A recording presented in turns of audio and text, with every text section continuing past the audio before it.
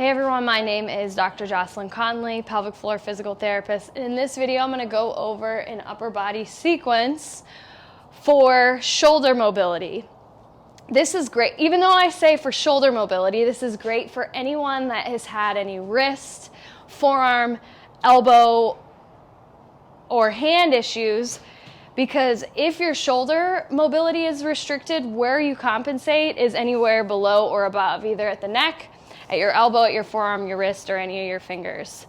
So what you'll need is a broom or a dowel, PVC pipe, something that has some length. I have a broom here that works too. First one is we call them pass-throughs. You're gonna bring your hands as wide as they can be, and we're gonna do the first part. You're gonna raise your arm up to here, then come back down and do 10 of these. For mobility, what I want you to do is inhale as you go up, exhale as you come back. Try to keep your torso still, not doing this.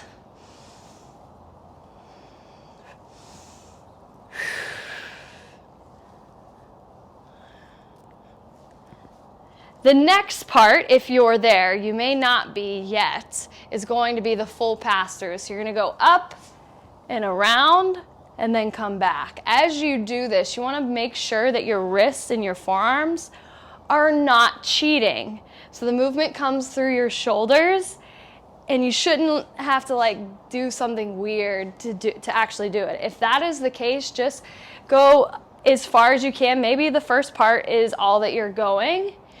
And you'll get there in time. It takes time. We're gonna do 10.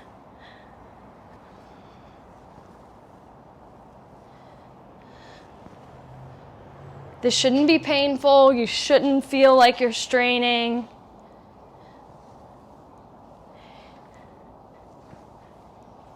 And depending on your mobility, you might be able to go more narrow. Just everyone's going to be a little different. The next is going to be a shoulder opener, a back of the shoulder opener. And what you're going to do is you're going to bring the dowel underneath your elbow. You're going to grab the dowel or whatever you're using with your elbow at 90 degrees. Then you're going to just gently squeeze your shoulder blades in towards your spine. Pull your elbow across. And then let it out. So you're not twisting your torso, just pulling your shoulder across and letting off. This is an active drill it's really great to do active mobility drills before you work out, and then static stretching after or throughout the day. You're going to feel this in the back of your shoulder. No pain.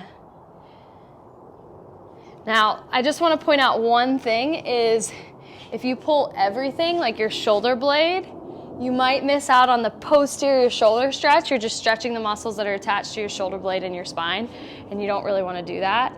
So you shouldn't be able to get way past your nose. After 10 of these, you'll switch sides.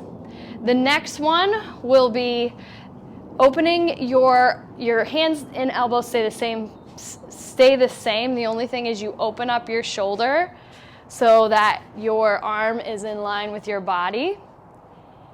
And now you're going to rotate here. Be sure as you do this that you're not compensating through your elbow. This is coming through your shoulder. I do not personally believe that I need this motion. I'm not a baseball player. I'm not a martial artist where I'm getting into these motions.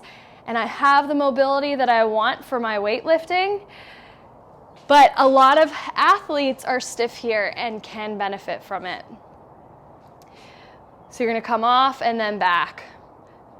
Come out of it and then back. 10 of those and then switch sides. Next one will be the active lat and post and thoracic spine mobility drill. You're going to put the dowel or whatever you're using in front of you, arms straight. You're going to shoot your hips back, Head and chest come through your arms, and then pull yourself back up with your glutes and your arms. Inhaling as you sit back, exhaling as you come up. Feeling this in the back of your armpits. Now, the more rounded you are in your spine, the more lats you're going to hit. The more flat you are through your thoracic spine, mid-back, the more thoracic spine you're gonna target. 10 of these.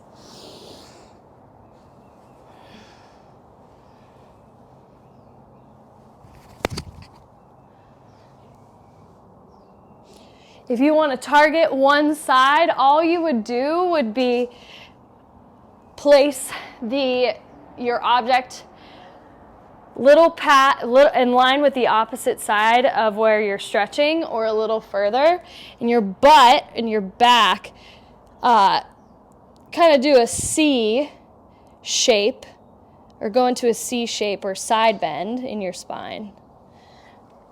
So you can do 5 on each side to 10 on each side. From there, we're going to go onto the ground. This is where, you can do this in addition to this or as a substitute.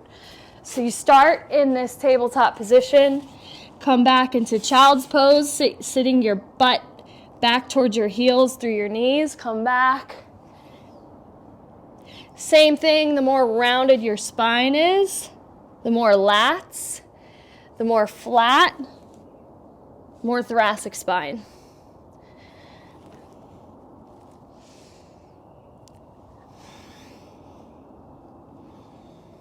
Breathing in as you stretch back. Breathing out as you come back up. 10. Next one is a forearm mobility, forearm and wrist. Hands come wrists come underneath elbows and shoulders so that all 3 joints are stacked. Fingers facing forward. You're going to rotate your elbow to the back of the room and then relax, controlling both directions. 10 of these.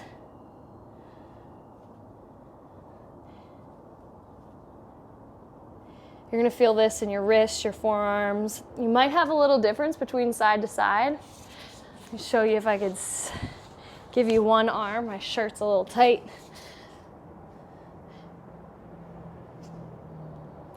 After 10, you're going to shift your weight forward through your wrists, then come back.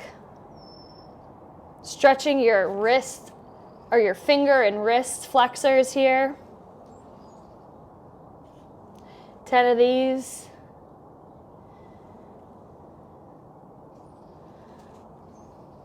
Next one, you're going to turn your fingers to the back of the room and you're going to sit your hips back. Little variation in how we're stretching through the wrist flexors, the finger flexors. And as you do this, really straighten your fingers into the back of the room or into the floor.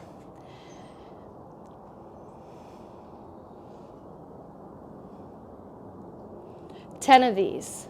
Feeling this in your fingers and your wrist flexors. Next one, and last but not least, or no, we have 2 more. Next one will be the wall reverse T. You're gonna sit, you could actually do this on the floor as well. You're gonna do a mini wall squat, but you're not really like getting really far down. You're just bringing your feet about a little past a foot away from the wall. You're gonna flatten your back or get your back towards the wall. It doesn't have to be completely flat on the wall, just so that your pelvis is more in a neutral position. Thumbs and fingers point up. Your thumbs point to the wall. Fingers point to the ceiling like you're making a gun like this, or a loser sign. Your elbows are not necessarily on the wall. They could be off the wall. Just making sure your palms are rotated like this. And you're going to slide up, and then you come back. 10 to 15 of these. I'm going to do 10. Feeling this in between your shoulder blades. Also feeling this opening in your chest.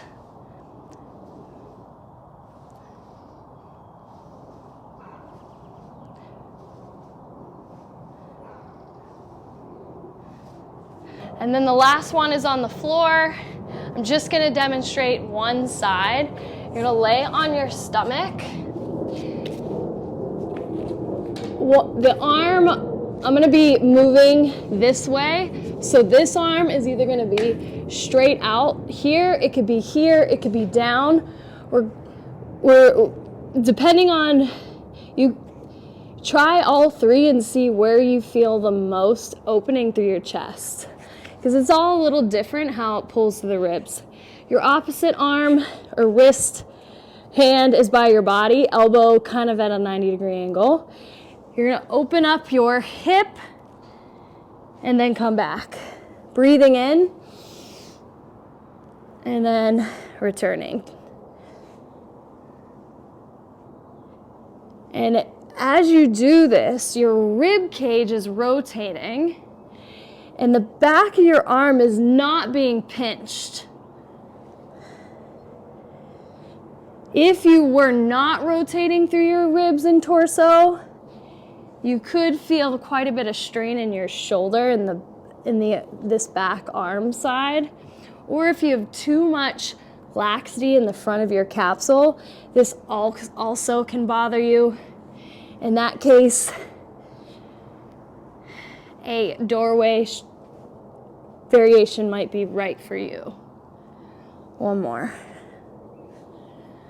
And you would do this on the other side. Now, that would be your dynamic warm-up. As a cool down, I would do the same or very similar exercises, except I would do them statically. And I would do that for about 45 seconds, 1 to 2 rounds on each side, each exercise. Every time, like, that's how long you'd hold. Hope this was helpful. If you know someone that would benefit from this routine, please share. If you have any questions, post them below. Don't forget to like and subscribe so that you're notified every time a new video drops. Thank you for watching.